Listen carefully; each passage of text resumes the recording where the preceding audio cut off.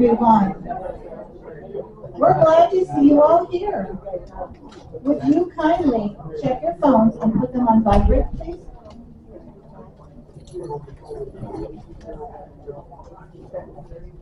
Look who made it. This play was originally written by Erwin Protter, who generously let me rewrite it a bit.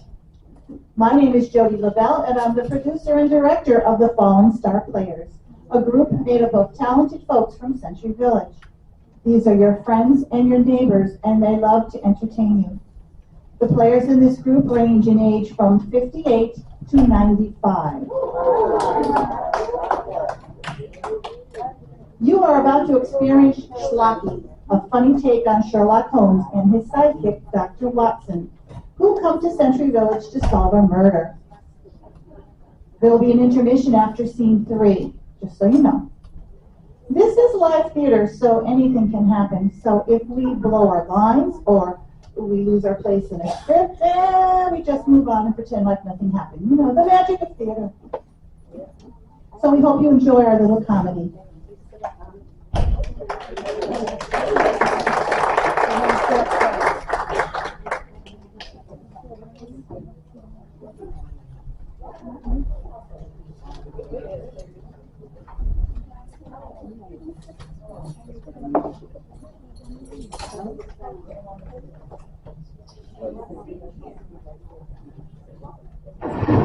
It's a cold, dark, rainy night in West Palm Beach. Lightning flashes. The clubhouse is empty. No one has ventured out tonight. The clubhouse security guards, alone with just a single staff member, are getting the creeps. I have an uneasy feeling that something's wrong. Oh, it's just your imagination. It's all that. What's That screaming? Yes. You know, What was that? I don't know, but Carol is in the office all by herself. I think we should go and check on her. Yeah, good idea. You go check it out. I don't know. I think that you should go. You could, no, wait a minute. I went last time, remember? I went when the lights had to be turned back on. Oh, but I went after that to the bathroom and checked it out. Well, that doesn't count because you had to pee.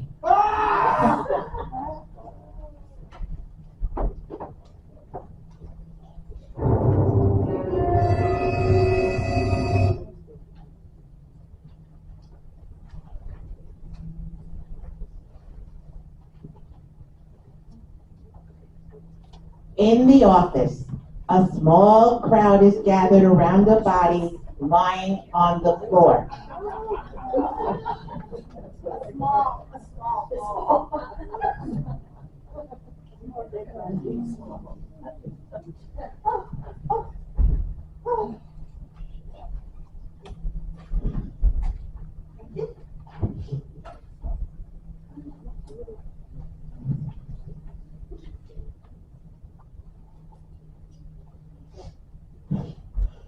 Yes, that's her.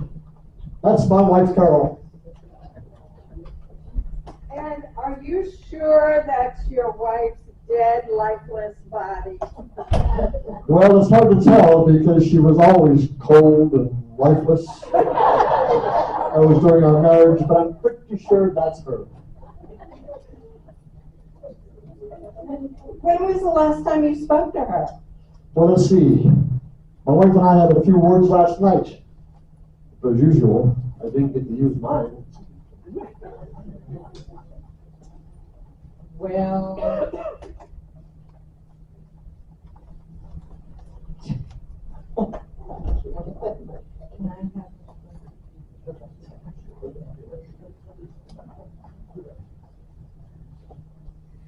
I suppose you want to know who we are. you two. Who are you? Well, I lived in the village, and I was visiting Ed, so when he got the call, I just came with him. Oh, visiting, were you, Grace? Everyone in the village knows he's cheating on his wife with you. And you are? Well, I'm Carol's neighbor and her best friend. When I saw her husband and this woman, I followed them. I can't believe she's gone. What did you do to her, you monster? Whoa. Carol was working. I didn't do anything to her. Yeah, likely story. I think we need to call in an expert. Siri, get me Shlocky Holmes. Don't you mean Sherlock Holmes? No, I mean Shlocky. Oh, he's good. He will dazzle you with his brilliance. You know, that name rings a bell. Isn't he Sherlock Holmes's older, smarter brother? Shlocky is still working? He's old, isn't he? He's so old they didn't have history class when he went to school.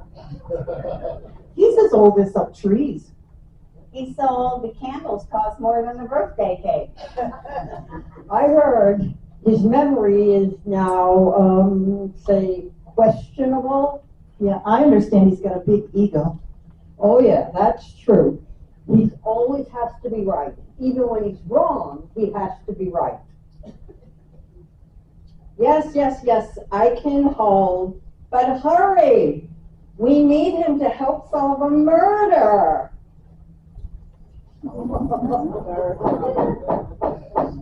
Shlocky! We're so glad you're here, but how did you know we needed you? It's my business to know things and to solve crimes.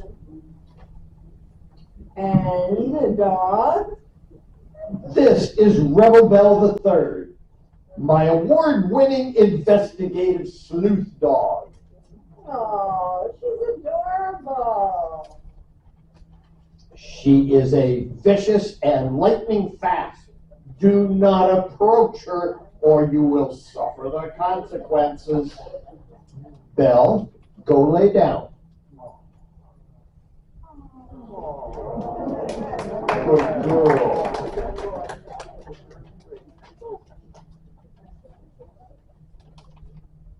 Now, where is that body?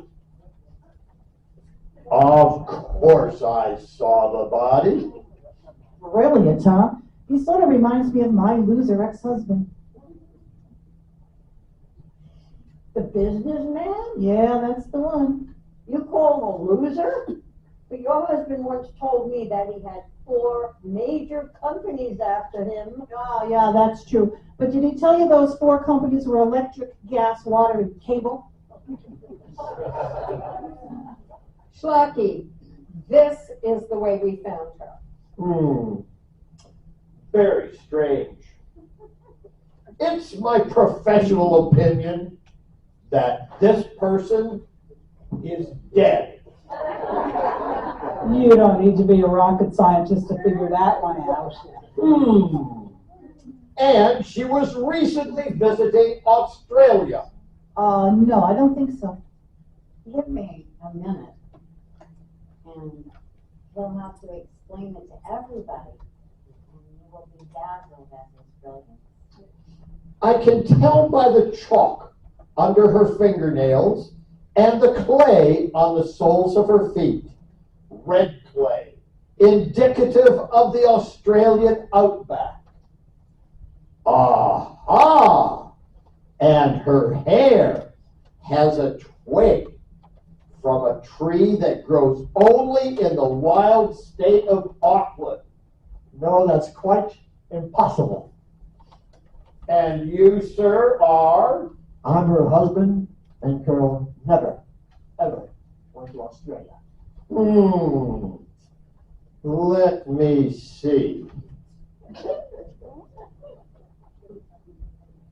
Oh, not Australia, Ecuador.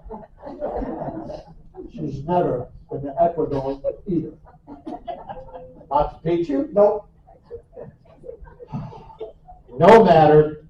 My conclusion is that she is definitely dead. Let me walk back my brilliance comment. Well, No matter what or who did this. You know, when it gets out, we'll have a community living in fear. I'll be afraid to go out visiting. I will want to investigate each person in the village, and Rebel Belle will need to sniff everyone's crotch till we find the killer. Well, that's ridiculous. There's over 10,000 people here. Well, make that 8,000. We won't count the Canadians. They're always too busy for anything like this, partying and whatnot. But All right, but I only want to talk to left-handed people, as I have deduced with my rather large brain that it was a left-handed person who did this. why do you say that? Do you all notice the way her body is lying? Yes. And do you all see the big red mark on her forehead? Yes. You can tell it was a left-handed person by that mark. No. Actually, the killer left a note, and it was clearly written by a left-handed person. My wife is left-handed. My conclusion? Elementary. She killed herself with a hard blow to her head and left this note. We can now close this case. That's ridiculous and impossible. Let me see that. This is not her handwriting. I know. I just wanted to see if you were the killer. And you don't seem very upset that your wife's young life has been cut short. Young life. She was in her 90s. And you, sir, are about 20 years younger than your wife. Admit it. You only married her for her money. That's ridiculous. I signed a prenup, and she wasn't all that rich. Oh, she was definitely loaded. I heard she had more jewelry than a pawn shop after Christmas. Grace, is that a diamond bracelet on your wrist there? Where did you get that? Oh, this? Yeah. This was a gift. Isn't that Carol's diamond bracelet? Not anymore. Perhaps you, Grace, wanted her dead so you could steal her husband and her jewelry. That's preposterous. I mean, I already have a husband. She was so out of it, she didn't even realize it was gone. Which, the husband or the jewelry? Oh, And you, Ed, are a philanderer who's been philandering with this woman, and you wanted to make sure your philanderous ways could continue. How would you do that? How would you make sure that your wife would never come home again? By killing her. What? Impossible. I was home when the murder took place. Grace here will testify to that. yeah. I was with him tonight, but he did step out for a while, I think. Grace, My memory's so fuzzy. You know, perhaps some diamond earrings would help me remember. Grace is a lot like gourmet coffee. How so? She's expensive, bitter, and makes men jittery. Grace, we'll talk later. As far as the rest of you go, don't you all worry about me. I am innocent. I have my ducks in a row. Oh, please. His ducks are absolutely not in a row. I'm sure he doesn't even know where some of them are. And I'm fairly positive that one of them is a pigeon. I want that bracelet back. Good luck to that. All right, you two. I'll come back to you two later. Where's that note? Grace, I'm leaving. Where's that note? I can't stand to be in the sight of that man. Ah, yes. This is a very interesting note. Well, what does it say? It says 1 quart of milk, a pound of butter, and 3 cups of matzo meal. That can't be right. Carol never cooked a day in her life. And again, that is not her handwriting. Well, the letter was written with a ballpoint pen that with special ink that's only available in China. And the paper it is written on is fine parchment paper, whose watermark tells me it came from Madagascar. Let me see that. Let me see that note. This is copy paper from Staples. We use it all the time. Exactly. The killer has access to this office and may well be here now. In fact, I believe the killer is in this very room. This mystery calls for my good friend, Dr. Whatsup. Here, here's one. Dr. Whatsup. Siri, call Dr. Whatsup. Dr. Whatsup, come quickly. Did he say that right? Shouldn't it be Dr. Watson? No, Dr. Watson died a few years ago. Whatsup took over the business. He was a cousin of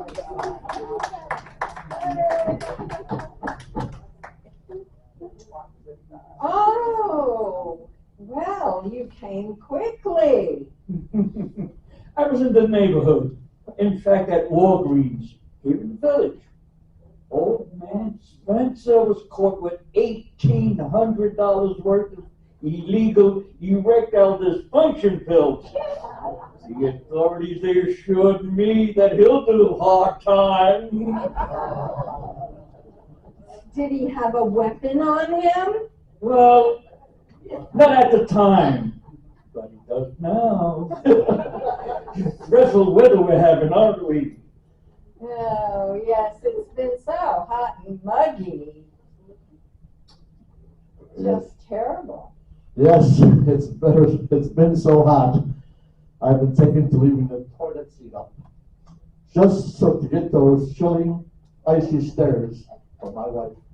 Well, now you don't have to worry about that anymore, do you? A reason to kill? Perhaps.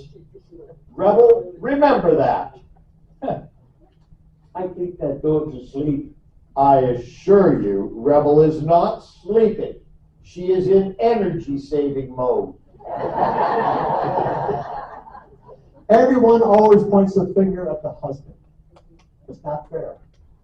I tell you, it's not fair. Well, let me break in here and just for a moment say, Dr. Whatsup, we're so glad that you're here because we're in a panic. For your lives? No, because Shlocky here is accusing everyone here of murder. I'm also glad you're here, Whatsup. No, you're not. Have no fear, residents of Century Village. With Shlocky and myself, it's only a matter of time before we solve this crime. Shall we begin with the first 2 witnesses? Ah, the guards, 1 and 2, get up.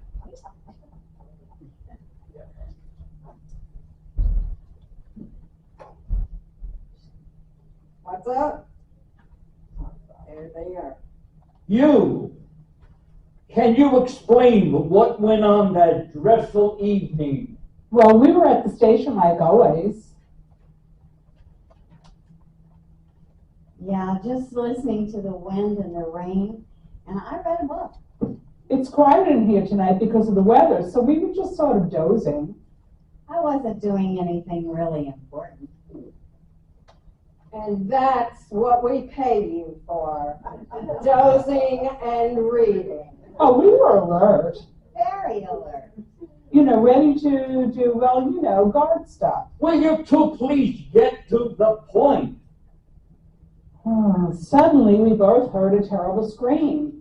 I immediately got into guard mode and I ran to see what was happening. No, you didn't. You ran the other way. Hey, I didn't know what direction the scream was coming from. I see. That's elementary, Dr. Whatsup. What's elementary, Shlocky? That it's elementarily obvious. No one said anything elementary. And what do you mean by that anyway? You know, it's always elementary this, elementary that. What are you trying to say, Shlocky? Excuse me, but could we get back to the interview? These guards have to go back to work. You mean back to reading and sleeping? One last question, and I'd advise you to think carefully before you answer this, as your future freedom may depend on it. It's a very, very important question, and I will not hesitate to ask it, as the very nature of this crime demands it. So I will now ask this most important question, because it may solve this very important... Shlocky, will you just ask the question? Do any of you make matzo balls?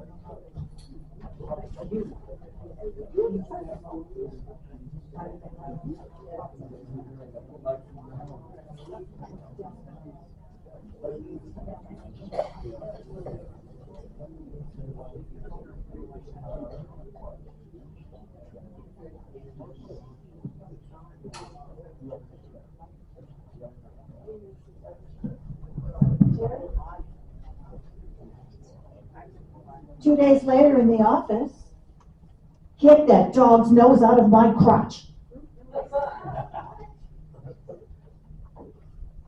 Gentlemen, what's up? I need you here too.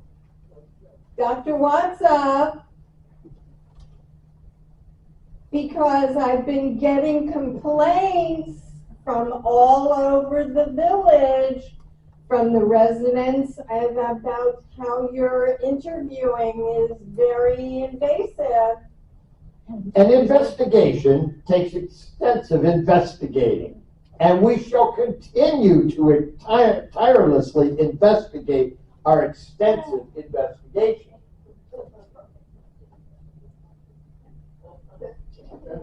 What I said. Yeah. What I said, Shlocky. Hey, Shlocky, where's the dog? In doggy daycare. She can't work the punishing hours that I do.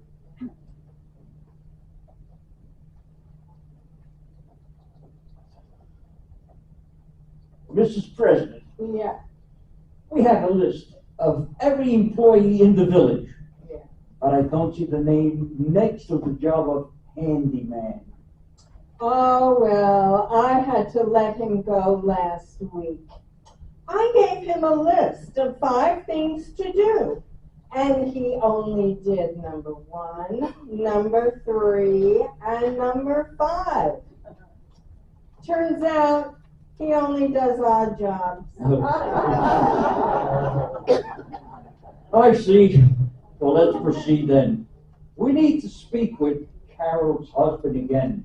Okay, Ed, can you come in? Oh, here he is.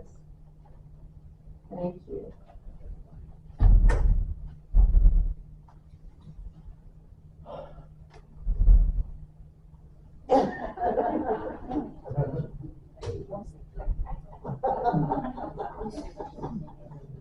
Is this absolutely necessary? Are you questioning our methods, Ed? Because if you are, you might be what we call in the business an uncooperative witness. Ed? No, it's fine. If I still see when I leave here, if I can't see, I'll just call an Uber to get me home. Now, Ed, if that is your name, can you tell me where you were on the night your wife was brutally murdered? Cut down in the prime of her life. Snuffed out like a cigarette butt. Turned off like a light switch. Simply erased. Good grief, stop. I was at home entertaining a friend. Oh, a friend. Really? That's the story you're going to stick with? Would you please turn off the headlights? Thank goodness. Thank goodness. Do you mind getting up and walking to the other end of the room? If you can. Yeah, if I can. He's on to something. You think? Pick up that pot with the plant I knew it. and bring it over here.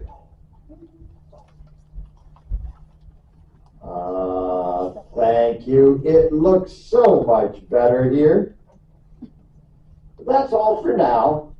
I'll get back to you later. We're not paying these guys, are we?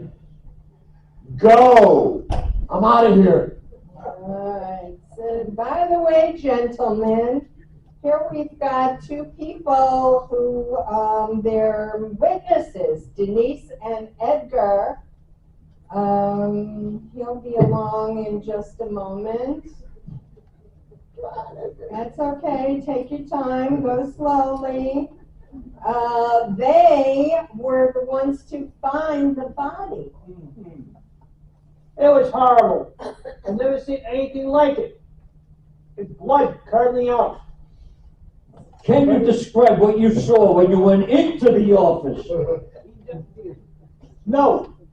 Over the mess, these people are pigs in this office. They almost quit right then and there. But Denise reminded me that I'm in the middle of a major custody battle and I can't afford to quit.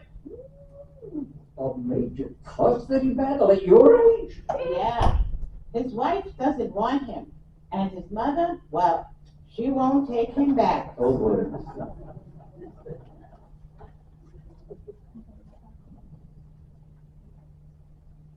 And you, miss, when did you realize something was afoul? Well, when I went to plug in the vacuum, I saw blood all over the edge of the table. I even met Denise bent over to get a better look, thinking it was a stain or something. And that's when I saw that it was a body, and I screamed. We went running out to get a guard, but nobody at the front desk. So we called the Yugo president, Ruth, and she came down to the clubhouse. And did either of you touch the body or anything around? No. Or near the body? No, not me. It's not in my job description to clean up after dead bodies. Edgar? No, I couldn't get out of there fast enough. You two can go now, but I advise you both not to leave Century Village. But I don't live here. I have to go home. And I have a hair appointment. My roots need a touch up. Can I go do that? No. What did I just say? Oh. That's not fair. It seems the deceased was already deceased when they came upon the deceased, so they could not have caused the deceased to decease. What? It's elementary, my dear Whatsup. Oh, of course it is. Do you want to interview the detective from the forensic, Palm Beach Forensic Lab? She's here. Yes, please send her in. Detective? Please send her in, yes. All right, detective just in case.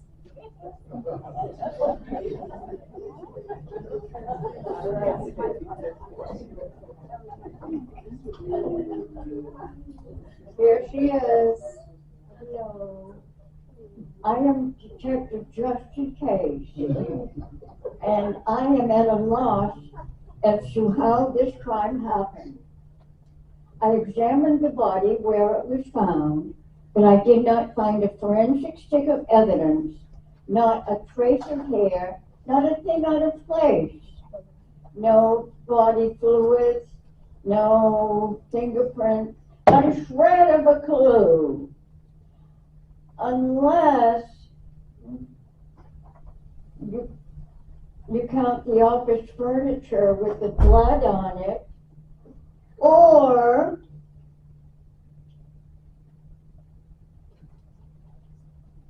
the rolling chair that was turned upside down. Did you find any food in the office? Yes, there was a bowl of half-eaten soup. Ah, the one with the matzo ball in it? Yes, with a matzo ball in it, and a banana. In the soup? No, just a half-eaten banana on a plate. That's all you have? Yeah, that's it. You're useless. Why don't you get out of here?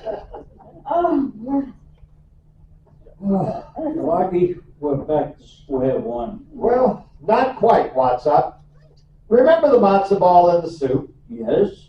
And remember the note found with the body? Why, The yes. recipe with 1 quart of milk and a pound of butter and 3 cups of matzo meal? Yes. It's very strange. That's not the way to make matzo balls. I have therefore concluded the recipe was not for matzo balls, but perhaps to make some kind of pasta. I want to interview the members of the Italian American Club. You want me to bring them here to you? Yes, and you better do it at once, or there may be more deceased being deceased. In the meantime, I'm hungry for a burger and fries. Where can I find such a delectable meal in this town? You mean to tell me you're a famous investigator and you don't know how to find a burger and fries in all of West Palm Beach? Good thing you called on me in this case. Come on, Shlocky. I'll introduce you to McDonald.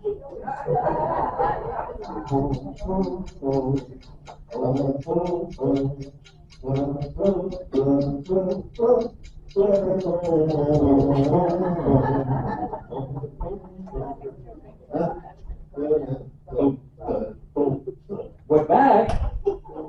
Oh, but it's only been 10 minutes. It was fast food. Well, we've got a couple members of the Italian American Club who have volunteered for this investigation. Ladies, have a seat. Buongiorno. Two people. There must be thousands of members of the Italian club. Only 2 volunteered to help? Well, the rest of the club members are on various excursions, trips, cruises, you know, the like. Ladies, I'm so glad you came right down. Buongiorno. Yes, we came right down. We want to help her, but know this.